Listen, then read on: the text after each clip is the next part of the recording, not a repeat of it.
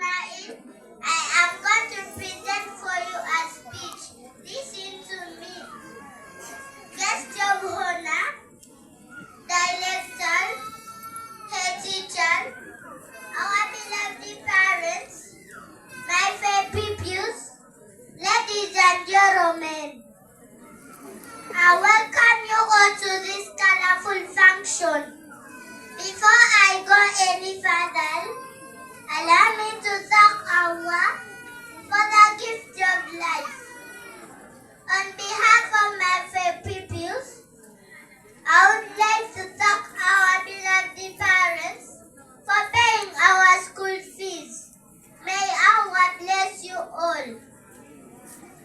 I would also like to extend my sincere gratitude to the head teacher for the great support towards our education.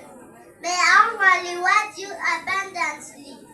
To forget not, allow me to thank our beloved teachers for their tremendous work. They have really made us what we are. May the good Lord shower them blessings. In action, to our dear parents, thank you for choosing Lufuka Islamic as a school of your priority. In action, I thank everybody for attending our Dua ceremony. I wish you all the best of the day. I remain Hannah member from top class 2024.